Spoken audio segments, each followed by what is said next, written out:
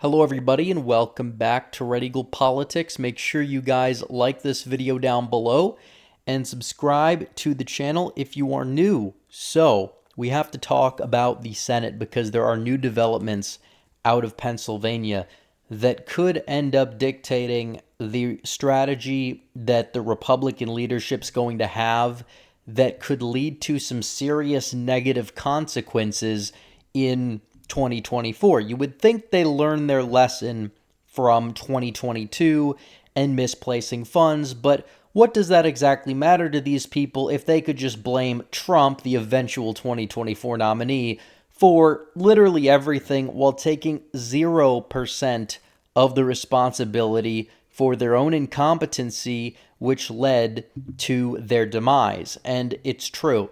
And Pennsylvania is a race that Republicans probably will be remotely competitive in. I'm not going to say that it's going to be a lost cause, but it's a lost cause in terms of your chance to win, more likely than not, because if you are winning Pennsylvania, if you are knocking off Bob Casey, I'm not talking about the presidential level, because I think Trump and Biden, this is one of those states that's going to come down to the wire. I think Trump more than likely can win the state of Pennsylvania. However, Bob Casey, down ballot, is a Democrat who is an electoral juggernaut of sorts. 2018, he won by over 13 percentage points. 2012, the last presidential year he was in, he won by over or just around 10 percentage points. And you can go back to 2006. He ousted the incumbent Rick Santorum at the time by 17 points. And it kind of proves that Bob Casey is an electoral juggernaut of sorts, which he is, which leads to my point that this should not be a priority. If Republicans do end up winning Pennsylvania, they're probably also winning Arizona, they're winning Wisconsin, assuming they find the right candidate, or at least a candidate that's remotely better than Clark, who's going to have all sorts of problems, means they're even probably winning Michigan at that point, because it's a presidential year. I think that Casey is stronger than any Democrat by far in any of those states previously mentioned, which means that Pennsylvania would be like the 56th Republican seat if it does end up flipping Republican. There are so many states that are more likely to flip before Pennsylvania does. So why should Republicans focus on Pennsylvania? Well, the golden boy of the Republican establishment,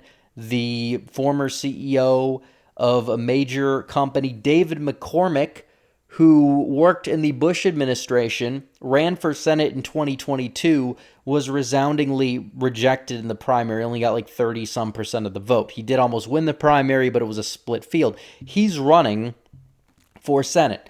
And McCormick is somebody who is super liberal. He's now going to try to pretend like he's not, but he's very liberal. He is a career globalist. He was a never-Trumper. He was in the Bush administration. All around, he is somebody that you look on policy. He's not a conservative whatsoever, but he's getting the support from all of these people within the establishment. And I'm not saying run somebody who is, let's say, a Mastriano type who just didn't have any funding, completely was not the best candidate overall, ended up losing by 15. I'm just saying run somebody who is remotely going to be a Republican, or who at least can be like Pat Toomey level, but better. Maybe don't vote to impeach the leader of the Republican Party for something that they didn't do. I don't know. That's just me brainstorming here. David McCormick is not the answer. If he's going to be the nominee, honestly, I don't care, because I know he's going to lose. But this notion that we have to throw all of our support behind him and fund him when he has zero shot is absolutely ridiculous. The guy's a horrible fit for Pennsylvania on the surface of it. He is very liberal when it comes to his trade policy even, and not in like a good way. He's not a protectionist whatsoever, and he's very socially liberal. He's going to have base issues, and he's kind of a carpetbagger because he spent most of his career in Connecticut. So all of the things we could say Dr. Oz was a bad candidate for, they also apply to David McCormick, who also would very well likely have lost to Fetterman, possibly by even a wider margin in 2022. So why do we have to fund this guy? Well, apparently Senate leaders like Mitch McConnell, the turtle man himself, they don't get it. When they talk about their 4 states, they list West Virginia, Montana, and Ohio. Okay, fine. Obviously, anybody who's brain dead can tell that those states are going to be the most likely to flip based on the fact that it's a presidential year and you have Democrat incumbents who are fake moderates in all 3 of them. And then you have Pennsylvania listed. And it's true that Bob Casey is not his father. He is not somebody who should be this electoral juggernaut, but he is. He is. And I think with Trump at the top of the ticket, it's going to be close. I think the Republican nominee is going to underrun Trump by a few points. I think Trump would have to win Pennsylvania by 3 in order to ensure victory for somebody like McCormick. I don't see it whatsoever. And you have states like Arizona, Wisconsin, Nevada, who, I mean, Republicans haven't really settled on the candidates in any of those states, but just judging based off of the metrics, find anyone halfway decent, they're going to be more likely to win than McCormick. You don't need an outstanding candidate to knock off the incumbents. You just don't. That's ridiculous. McConnell is a loser. He doesn't even really want to be in the majority. He just likes the role that he's currently in, hence why he completely bungled 2022, shipping funds away from Arizona and Nevada into states like Alaska, Ohio, New Hampshire, Connecticut. Like, what are you doing? These people don't know how to win. I think Steve Daines is somebody better. He understands that you need to nominate people who can win both a primary and a general election. He is going to be an upgrade over Rick Scott in terms of at least having a role in funding allocation. But still, McConnell, he's still the top man. He's still the top boss, and he's not a very good one, which is not going to be a very good thing for Republicans. So when it comes down to it, I'm sick and tired of hearing about the fact that, oh, well, Arizona's unwinnable because they may run Kari Lake as the candidate. Kari Lake got, what, 49%, 49.4% of the vote in the midterms against Hobbs. And Gallego is a worse candidate overall, in my opinion, than Hobbs. And you have the vote splitting with Sinema. I don't think you're going to have a lot of people who are going to get out there and vote for Donald Trump and then turn around and vote for Kristen Sinema. I mean, you have these McCain type of Republicans. A lot of them voted for Biden anyways. Like, Sinema will take their voters away more so than not. That's the way I see the race playing out. Sinema's a fake moderate. She votes with the Democrats 90% of the times, even after leaving the Democrat Party to be an independent. She started off as a Green Party activist, described herself as a Prada socialist at the time, and then tries to play this independent like optics game to the point where a lot of Democrats hate her. She would lose a primary to Gallego, so she is leaving the party, trying to mount this independent campaign. But any Republican who's going to claim to be conservative and then vote for Sinema over Lake is ridiculous. I don't believe they'd exist in meaningful numbers in the real world. Maybe you could say they're the McCain-loving independents, but they're not going to vote for Trump anyways. Trump is a high floor in Arizona. Therefore, Arizona is much more winnable, in my opinion, than Pennsylvania. Whether you like Kari Lake, you want her to be the nominee, or you don't. And even though some people will critique Lake's post-election antics, saying the lawsuits aren't going anywhere, we need to focus on the future, and I'll agree with those criticisms to some extent, but either way, she's still very articulate, she is intelligent, she's shown that she can pivot. We saw that in the election cycle last year in the general. I think, yes, obviously, there were some things I think she could have done better down the stretch. I think a lot of people did take her election victory for granted, but still, you can't do that this time. Even Steve Daines agrees that Lake can win in Arizona if she focuses on the issues that matter. All she needs is 46 to 47% to win.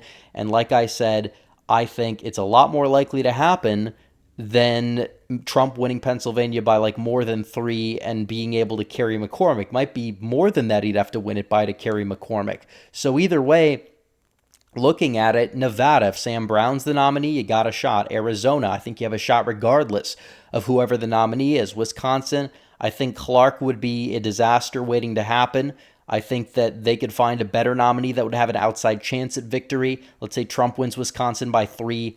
That's a lot more doable. I think Republicans would carry that down ballot. And then Michigan, James Craig will likely outperform Trump a little bit in the suburbs. He can win a lot more likely than McCormick, who is a carpetbagger, globalist, flip-flops all over the place now. Honestly, you're looking at this. I think all of those are likely to flip before. Actually, you talk about 53, 54, 55, 56. Pennsylvania would be the 57th Senate seat if you go down the chain that Republicans would be able to win. And if they have that night that is that good, then fine. I'm happy if they get the seat. You know, McCormick, if he's that bad, we can primary him out. We almost primaried out Specter in 2004.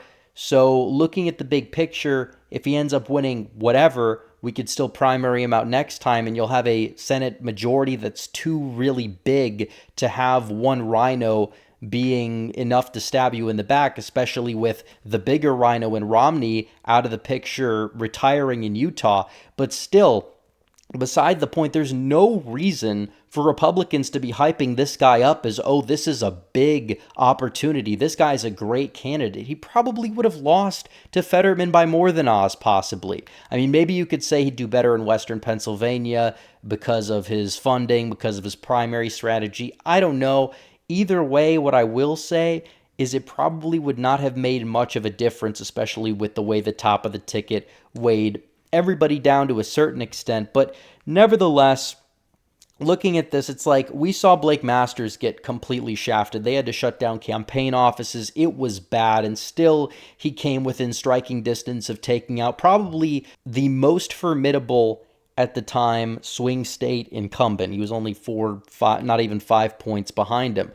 And you look at that race, he got zero funding. He got completely outspent. But you look at the way that he was treated, and you're looking at the way they're funding the Longshot candidates, or talking about funding the Longshot candidates because, oh, well, they happen to be a part of the Uniparty. They happen to be these globalists. They're going to rebrand the GOP into something weaker than it even currently is. That's a bad thing. Republicans need to steer clear of funding this guy. He's likely going to win the primary. I know that. Even Mastriano, of all people, has endorsed him. We're seeing that there. But still, you're looking at this. If he wins, he wins. But if he does win, a lot of other Republicans are likely winning. And this race, at least right now from what we see, is not very winnable compared to a lot of other races. You're looking at the polls so far. Casey up by 5, 7, and 12 over McCormick. That is something that is going to be an issue. Yes, not all polls are entirely accurate, but still, just funding this guy because he's like a RINO, because he's a globalist, whatever, that's just malpractice. You can't do that. It shows they don't care about winning. They only care about having their golden boys in there that aren't going to lead to too many problems, that aren't going to ruffle too many feathers, and it shows that they are directly sabotaging their chances at not only having a majority, because I think they're going to get that anyways, but having a sizable majority that can actually get stuff done if we do get a Republican president in the White House. So anyways, guys, thanks for watching this video. Like this video down below, comment down below, subscribe to the channel, hit the bell for notifications so you never miss another video. Follow me on social media. The links are all in the description down below. As always, guys, thanks for watching. Red Eagle out.